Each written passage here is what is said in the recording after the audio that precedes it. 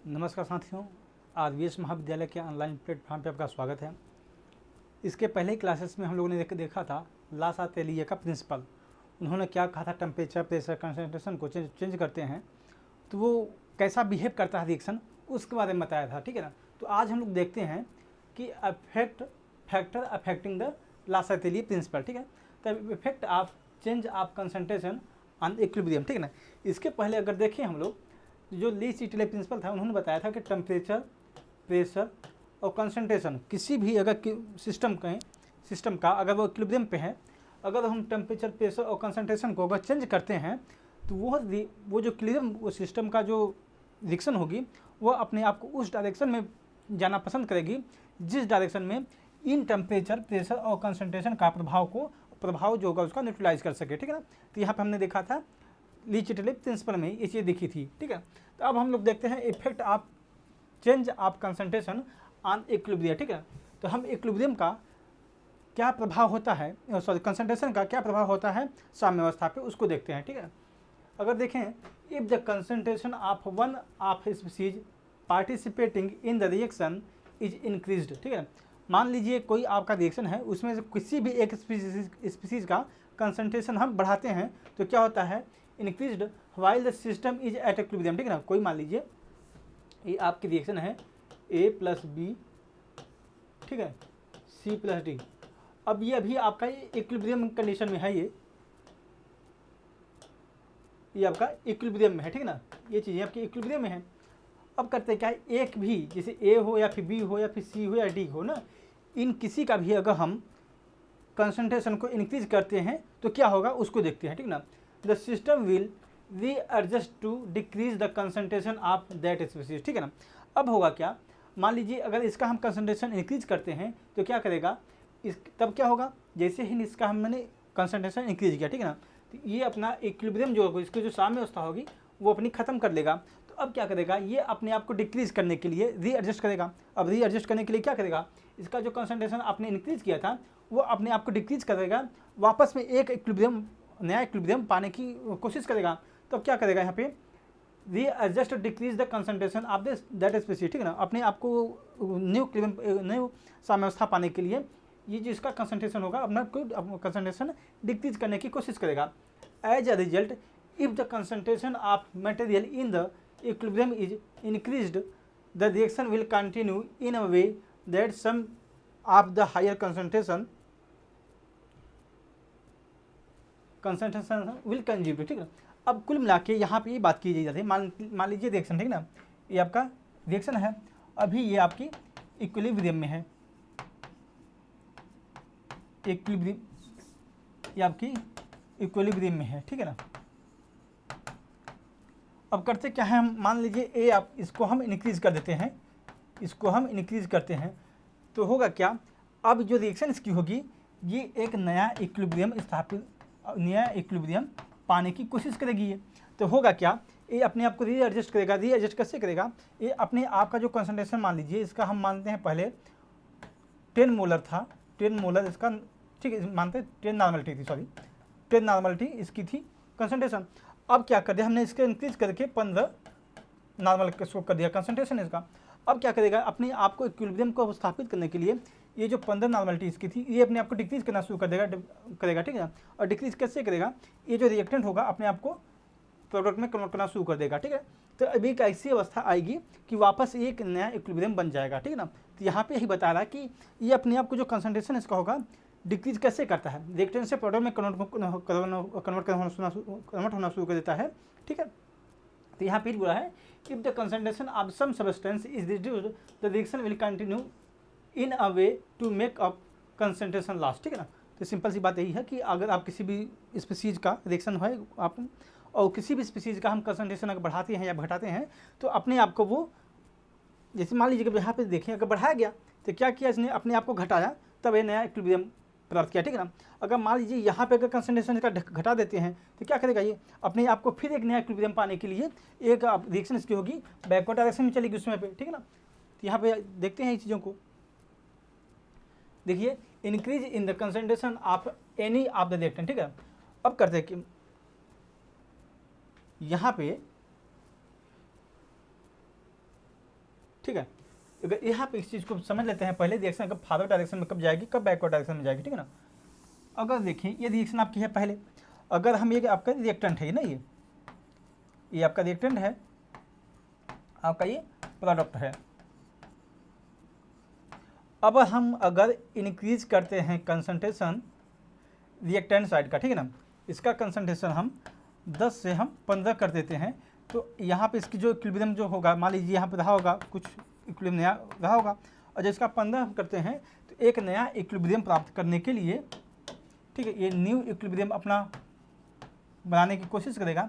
इसके लिए क्या होगा, ये जो उसना इसकी जो नॉर्मलिटी होगी, इसका जो कंसंट्रेशन होगा अपने आप को डिक्रीज करेगा, और जब इसकी डिक्रीज करने के लिए क्या करेगा, ये प्रोडक्ट में कन्वर्ट करेगा, ठीक है ना, ये अपना रिएक्टेंट जो होगा प्रोडक्ट में कन्वर्ट होगा। तो क्या हम देख रहे हैं जो रिएक्शन होगी वो फॉरवर्ड डायरेक्शन में बढ़ेगी, ठीक है। ये अगर रिएक्टेंट साइड में अगर हम इसका कंसंट्रेशन इंक्रीज कर रहे हैं तो उस कंडीशन की बात है, ठीक है ना। अगर मान लीजिए यहाँ पे हम डी का कंसंट्रेशन बढ़ाते हैं, ठीक है ना, 10 नॉर्मलिटी थी, इसको हम बढ़ा के 15 नॉर्मलिटी कर दिया गया। अब क्या करेगा, ये अपना जो कंसंट्रेशन होगा डी का, ये घटाने की कोशिश करेगा। इस अवस्था में ये रिएक्शन आपकी बैकवर्ड डायरेक्शन में जाएगी, ठीक है ना। तो यहाँ पे कह सकते हैं कि कोई भी अगर रिएक्टेंट होगा आपका, उसका कंसंट्रेशन इंक्रीज कर रहे हैं तो वो रिएक्शन आपकी फॉरवर्ड डायरेक्शन में जाएगी। अगर प्रोडक्ट का कंसंट्रेशन हम इंक्रीज कर रहे हैं तो वो रिएक्शन आपकी बैकवर्ड डायरेक्शन में जाएगी, ठीक है। यहाँ पे यही लिखा है, increase in the concentration of reactant shift the equilibrium toward forward direction, ठीक है ना। जब रिएक्टेंट का कंसंट्रेशन हम इंक्रीज करेंगे तो आपकी जो इक्विलिब्रियम होगा वो फॉरवर्ड डायरेक्शन में जाएगा। और increase in the concentration of any of the product shift equilibrium toward backward direction, ठीक है ना। जैसे अब इसके पहले देखा था, ये आपका रिएक्टेंट प्रोडक्ट था, जब इसका हम कंसंट्रेशन इंक्रीज करेंगे तो आपकी जो रिएक्शन होगी वो बैकवर्ड डायरेक्शन में मूव करेगी। अगर रिएक्टेंट प्रोडक्ट कुछ इस तरीके से है और कंसंट्रेशन इसका हम चेंज करें, ठीक है, इस यहाँ पे इसको बढ़ा रहे हैं कंसंट्रेशन और यहाँ पे हम इसका बढ़ा रहे हैं कंसंट्रेशन, तो क्या होगा, ये रिएक्शन आपकी जब रिएक्टेंट का कंसंट्रेशन इंक्रीज करेंगे तो फॉरवर्ड डायरेक्शन में रिएक्शन जाएगी, और जब हम प्रोडक्ट का कंसंट्रेशन इंक्रीज करेंगे तो वो आपकी बैकवर्ड डायरेक्शन में रिएक्शन जाएगी, ठीक है ना। ये हुआ कंसंट्रेशन का प्रभाव इक्विलिब्रियम पे, ठीक है ना। Effect of change of temperature on equilibrium. अब देखते हैं कोई भी रिएक्शन है, सिस्टम है, उसमें जो रिएक्शन चल रही है वो इक्विलिब्रियम अवस्था में, ठीक है ना, वो साम्य अवस्था में पड़ी है। अब अगर उस टेम्परेचर को घटाते हैं बढ़ाते हैं तो उसका क्या प्रभाव होगा, यहाँ पर देखते हैं। As per Le Chatelier principle when the temperature of an equilibrium system is increase, ठीक है। अब क्या होता है, अगर ला चेटेलियर के अनुसार यही है कि अगर टेम्परेचर किसी भी सिस्टम का इंक्रीज करते हैं बाय सप्लाइंग हीट, ठीक है, अगर हम किसी भी चीज़ का अगर हमको टेम्परेचर का बढ़ाना है तो सिंपल सी बात है, उसको हम हीट ही देंगे, उष्मा देंगे, तभी तो उसका टेम्परेचर बढ़ेगा। The system should move in a direction that allow to extra heat to be observed, ठीक है। अब यहाँ पे क्या होगा, मान लीजिए कुछ इस तरीके से आपकी रिएक्शन किसी कंटेनर में चल रही है, ठीक है। अब इसका टेम्परेचर हमें इंक्रीज कर रहा है, ठीक है ना, इसका हमें टेम्परेचर इंक्रीज करना है, तो क्या करेंगे, इसको हम हीट इसको देंगे, ठीक है ना, यहाँ पे हम हीट दे रहे हैं इसको। जब इस हीट इसको देंगे तो क्या करें, हीट एब्जॉर्ब कर रहा है। जब ये एब्जॉर्ब करता है तो क्या होगा, ये जो एक्स्ट्रा हीट होगी, ठीक है। अब मान लीजिए आपका एक और रहा होगा कुछ इस तरीके से, तब मान लीजिए इस तरीके से आपके इक्विलिब्रियम में थे, ठीक है ना। ये जब इसको हम टेम्परेचर हीट किए, इसको जब इसका टेम्परेचर बढ़ा तो क्या देखेंगे हम, ये अपने आप को रीएडजस्ट करेगा, और रीएडजस्ट करने के लिए देखेंगे कि रिएक्शन इसकी फॉरवर्ड डायरेक्शन में आगे जाएगी, ठीक है ना। समझिए इस बात को, यहाँ आप देख सकते हैं, extra heat to be absorbed, thus an increase in the temperature of chemical system at equilibrium favour the reaction occur with heat absorption, that is an endothermic reaction, ठीक है ना। अब सिंपल सी बात है, इन सब को अगर हम पढ़ना चाहें तो इन सब में सिंपल सी यही बात लिखी हुई है कि अगर, जैसा कि इसके पहले की क्लास में बताया था मैंने, जब आपने किसी भी सिस्टम को टेम्परेचर बढ़ाएंगे तो उसमें हीट एब्जॉर्ब करेगा, वो हीट जब एब्जॉर्ब करता है तो वो रिएक्शन आपकी होती है एंडोथर्मिक, ठीक है, एंडोथर्मिक रिएक्शन होती है। और जब एंडोथर्मिक रिएक्शन जो होती हैं वो रिएक्शन अपने आप के सिस्टम का जो इक्विलिब्रियम मेंटेन करने के लिए वो फेवर करती हैं कि वो अपना फॉरवर्ड डायरेक्शन में रिएक्शन शिफ्ट हों, ठीक है ना, उनकी जो रिएक्शन हो वो फॉरवर्ड डायरेक्शन में शिफ्ट हो। अब यही चीज़ अगर एक्सोथर्मिक रिएक्शन है तो क्या होगा, एक्सोथर्मिक मतलब थर्मी क्या हुआ, ऊष्माक्षेपी, ठीक है ना, तो उसमें क्या होगा, वो रिएक्शन आपकी बैकवर्ड डायरेक्शन में शिफ्ट होगी, ठीक है ना। अगर इन्हीं सब बातों को यहाँ पे लिखा गया है, ठीक है ना। अगर टेम्परेचर ऊष्माक्षेपी कब होगी, मान लीजिए कोई सिस्टम आपका था, ठीक है ना, ये पहले इसका टेम्परेचर 100 डिग्री था, अब 100 डिग्री कब होगा, जब इसकी ऊष्मा जो होगी वो बाहर जाएगी, जब इसको बाहर जाती है ऊष्मा तो इसको बोलते हैं एक्सोथर्मिक, ठीक है ना। अब एक्सोथर्मिक रिएक्शन होती है तो उसके लिए जो रिएक्शन होती है फेवर करती है वो बैकवर्ड डायरेक्शन में फेवर करती है, ठीक है ना। यहाँ देख सकते हैं for example the reaction is exothermic in forward direction and endothermic in backward direction, ठीक है ना।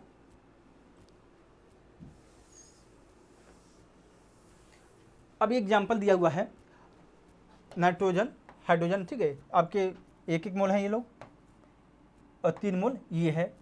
अब यहाँ देख रहे हैं हम 2 मोल अमोनिया के बन रहे हैं, ठीक है ना।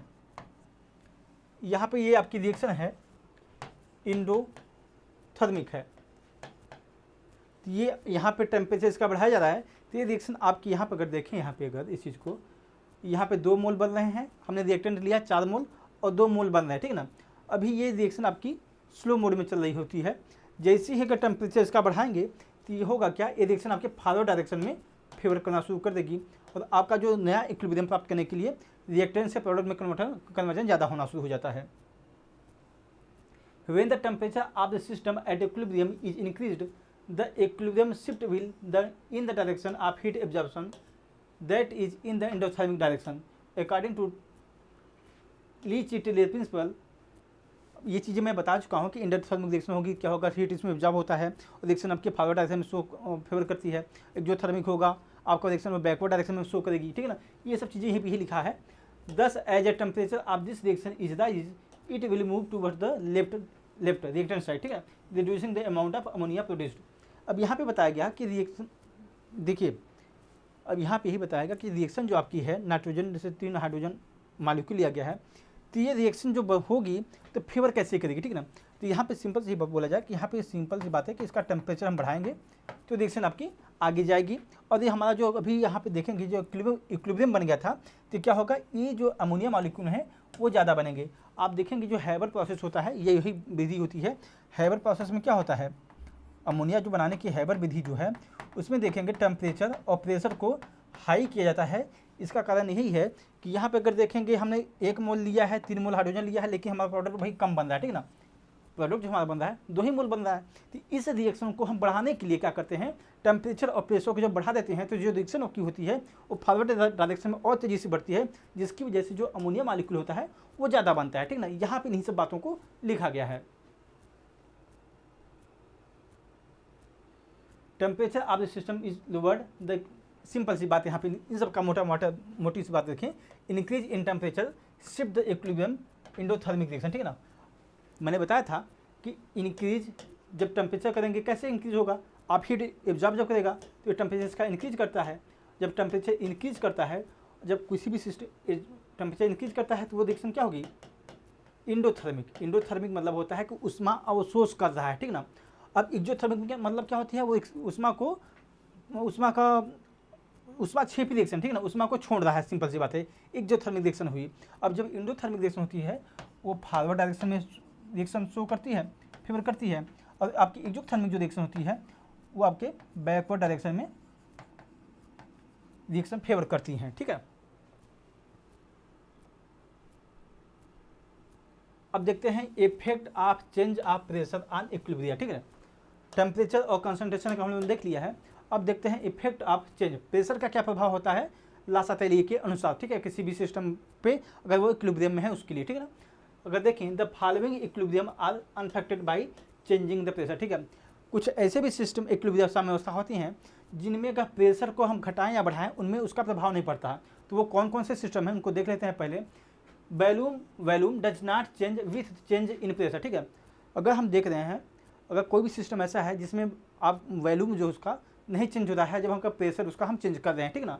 Equilibria involve solid remain unaffected by the changing in pressure, ठीक है ना। तो यहाँ पे सिंपल सी बात की जा रही है कि अगर कोई सिस्टम मान लीजिए लेते हैं, उसका अगर हम जैसे मान लीजिए एग्जांपल लेते हैं H2 + I2, ठीक है ना, 1 मोल है। यहाँ पे देख लेते हैं इस चीज़ को आगे पहले, यहाँ पे, ठीक है, ये पहली रिएक्शन है। अगर यहाँ पे देखें 1 मोल है ये और 1 मोल ये है, ठीक है ना, यहाँ पे 2HI बना।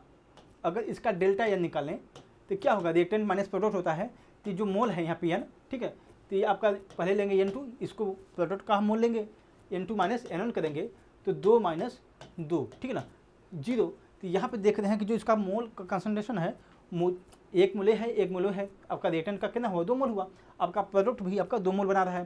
तो ऐसे का कोई भी रिएक्टेंट मॉलिक्यूल है या प्रोडक्ट ऐसी कोई रिएक्शन दी गई है, तो वहाँ पे जो उसका प्रेशर का प्रभाव होता है उस पर नहीं होता है, ठीक है ना। यहाँ पे ही बात बोली जा रही है, since the volume does not change with changing in pressure the equilibrium involving solid remain unaffected by the change in pressure, ठीक है ना। अभी मैंने जो बताया कि अगर उसका मोल अगर चेंज नहीं हो रहा है तो वहाँ पे जो प्रेशर का प्रभाव होता है उस पर नहीं पड़ता, ठीक है ना। अगर ये अगर उसी पे भी, ठीक है, 1 मोल था, अब 1 वॉल्यूम है भी है, ठीक है ना, 1 लीटर ये भी है, 1 लीटर आपका ये भी है, ये भी आपका 2 लीटर बन रहा है। तो यहाँ पे एक चीज़ देख रहे हैं कि मोल पे भी प्रभाव नहीं पड़ रहा है, जैसे 1 मोल था, 1 मोल था रिएक्टेंट का, ठीक है ना, तो 2 मोल हमने लिया रिएक्टेंट का और 2 मोल हमें प्राप्त हुआ प्रोडक्ट का, ठीक है। तो यहाँ पे भी देख रहे हैं आपने 2 लीटर लिया है, ठीक है, अब 2 लीटर हमें प्रोडक्ट भी मिल रहा है। तो यहाँ पे देख रहे हैं, इस चीज़ को देख रहे हैं, जो मोल हैं और आयतन जो है, ठीक है, वॉल्यूम जो है, वो दोनों बराबर है, ठीक है, इक्विलिब्रियम में है, कहा जाए वो अनअफेक्टेड है, ठीक है। अगर ऐसा कोई भी सिस्टम अगर दिया हुआ है तो वहाँ पे जो प्रेशर का प्रभाव उस पर नहीं पड़ता ना। अगर चेंज इन प्रेशर कर रहे हैं तो उस पे, उस सिस्टम के लिए प्रेशर का प्रभाव उस रिएक्शन पे नहीं पड़ता है, यहाँ पे ही बताया गया है। यहाँ पे अगर देखेंगे तो लिखा है since volume does not change with change in pressure, ठीक है, मतलब प्रेशर के साथ हम प्रेशर जब बढ़ा रहे हैं या फिर घटा बढ़ा कुछ भी रहे हैं तो हम क्या देख रहे हैं, उसका आयतन में कोई परिवर्तन नहीं रहा है, परिवर्तन नहीं हो रहा है। तो ऐसे का सिस्टम, ऐसी कोई रिएक्शन है तो उस पर प्रेशर का प्रभाव नहीं पड़ता है, ठीक ना। Equilibrium state involving liquid and or gases in which number of mole before and after equilibrium are the same, ठीक है ना। जैसा कि यहाँ बताया कि यहाँ पे ये देखिए आपका 1 मोल है, ये है 1 मोल है, ठीक है, रिएक्टेंट का आपके 2 मोल हो गए, हमें 2 मोल 2NO भी मिल रहा है। यहाँ पे क्या देख रहे हैं, रिएक्शन के पहले भी 1 मोल था, 2 मोल थे, और रिएक्शन के बाद भी 2 मोल है। तो यहाँ पे ऐसी अगर कोई रिएक्शन दिया हुआ है, अगर यहाँ पे इस चीज़ को देखें, अगर डेल्टा N बराबर यहाँ पे अगर 0 है, ठीक है, तो इस कंडीशन के लिए जो हमारा प्रेशर होगा, प्रेशर ऐसी रिएक्शन के लिए अनअफेक्टेड रहता है, ठीक है ना। इसका प्रभाव प्रेशर का प्रभाव ऐसी रिएक्शन पे कुछ नहीं होता है ना। ये चीज़ें यहाँ पे हो गई।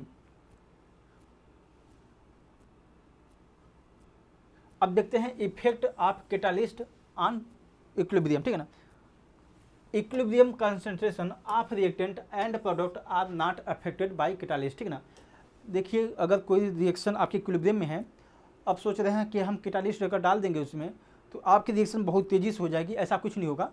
बस ये कैटालिस्ट का काम क्या करता है, इक्विलिब्रियम को बिना चेंज किए हुए, ठीक है ना, जो आपकी रिएक्शन अगर 2 घंटे में चल रही थी, ठीक है, अगर मान लीजिए कोई रिएक्शन थी वो 2 घंटे में आपकी पूर्ण होती, तो ये क्या काम करेगा, अगर कैटालिस्ट हमें डाल दिया तो 15 मिनट में उस रिएक्शन को कंप्लीट करा के खाली कर देगा, ठीक ना। तो ये इसका प्रभाव होता है। क्या करता है कि सिंपल सी बात यह है कि आपका जो इक्विलिब्रियम पहले 1 घंटे में प्राप्त होता या ज़्यादा समय लगता है जिसको इक्विलिब्रियम को प्राप्त करने के लिए, अगर हम कैटालिस्ट डाल देंगे तो हमें जल्दी इक्विलिब्रियम मिल जाएगा हमें। इफेक्ट ऑफ इनर्ट गैस, ठीक है ना। पहला देखते हैं inert gas added keeping pressure of the system constant, ठीक है। अब क्या करते हैं, हमने अभी तक देख लिया है टेम्परेचर, प्रेशर, कंसंट्रेशन, अब देख रहे हैं कैटालिस्ट का प्रभाव देख लिया। अब 5वां देख रहे हैं इनर्ट गैस को हम जब ऐड करते हैं तो उसका क्या प्रभाव पड़ता है, ठीक है ना, इक्विलिब्रियम पे। The volume of system increases due to the addition of inert gas, ठीक है ना। अब क्या करते क्या है, किसी भी अगर रिएक्शन है, अगर उसमें हम इनर्ट गैस ऐड करते हैं तो होगा क्या, उसका इनर्ट गैस ऐड करेंगे, सिंपल सी बात है, जो उसका वॉल्यूम होगा, आपका जो रिएक्टेंट होगा या प्रोडक्ट होगा, उसका वॉल्यूम होगा, आयतन होगा, बढ़ेगा, which in turn causes the equilibrium of system to shift in the direction of larger number of gases molecule, ठीक है। तब इस अवस्था में क्या होगा, कि जो आपकी रिएक्शन होंगी उस साइड में बढ़ेगी जिधर आपके लार्जर नंबर ऑफ मॉलिक्यूल होंगे, उस साइड में आपकी रिएक्शन बढ़ेगी, ठीक है ना। अब यहाँ पे इस चीज़ को देख सकते हैं, अगर रिएक्शन, अब मान लीजिए रिएक्शन आपकी हो रही है और डायरेक्शन आप शिफ्ट इन इक्विलिब्रियम है, ठीक है ना। अगर देखिए n पॉजिटिव है, और सिंपल सी बात है, अगर देखिए मान लीजिए कुछ आपकी रिएक्शन ऐसी कुछ थी, H2 प्लस N2 2NH3, ठीक है, ये 3 है, ये आपके हैं, ठीक है ना। इस प्रकार से अगर देखें यहाँ पे n कितना है, आप देखेंगे ये 3 मोल हैं ये, और 1 मोल ये है, और आपके 2 मोल अमोनिया मिल रहे हैं। यहाँ पे अगर देखेंगे डेल्टा n क्या है आपका 2 - 4 इजिकल टू -2, ठीक है ना। अगर यहाँ पे माइनस है तो अगर जब माइनस यहाँ पे अगर आपका है, ठीक है, अगर n है ये, सॉरी ये डेल्टा n है ना, number of mole change in mole, ठीक है ना। किसी भी रिएक्शन का जो चेंज मोल होगा, कितना रिएक्शन बनने के बाद रिएक्टेंट और प्रोडक्ट का जो मोल चेंज होता है वो कैसा है, पॉजिटिव है निगेटिव है, इसकी यहाँ बात कर रहा है। अगर डेल्टा n निगेटिव होगा तो लेफ्ट हैंड साइड, ठीक है, जो आपकी रिएक्शन होगी वो फेवर करेगी लेफ्ट हैंड साइड में। अगर आपका यही चीज़ें, ये चीज़ें मान लीजिए आपकी रिएक्शन कुछ इस तरीके से होती, 2NO प्लस 1, ये आपका बनेगा N2 प्लस 2O2, ठीक है ना। तो यहाँ पे देख सकते हैं आपने 2 मोल लिया है यहाँ पे, ठीक है, तो यहाँ पे 1 मोल आपका नाइट्रोजन बन रहा है और 2 मोल आपके O2 बन रहे हैं, ठीक ना।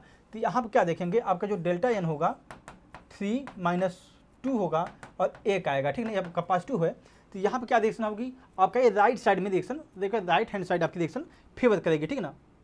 और राइट हैंड साइड अगर ये देखिए यहाँ आपका पॉजिटिव है तो रिएक्शन जो होगी आपकी राइट हैंड साइड की ओर जाएगी, ठीक है, दाई हाथ की ओर जाएगी। अगर यहीं पे आपका निगेटिव है तो आपकी रिएक्शन जो होगी बाईं हाथ की ओर जाएगी, ठीक है ना। अगर यही डेल्टा n आपका अगर 0 है तो आपकी जो रिएक्शन है वो अनअफेक्टेड रहेगी, ठीक है ना। इनर्ट गैस का जो प्रभाव होगा उस पर प्रभाव नहीं पड़ेगा, सिंपल सी बात यहाँ पे कही जाए तो आज की क्लास यहीं तक रहेगी। बाकी नेक्स्ट क्लास में देखेंगे एप्लीकेशन ऑफ ली चिटेलियर प्रिंसिपल, ठीक है।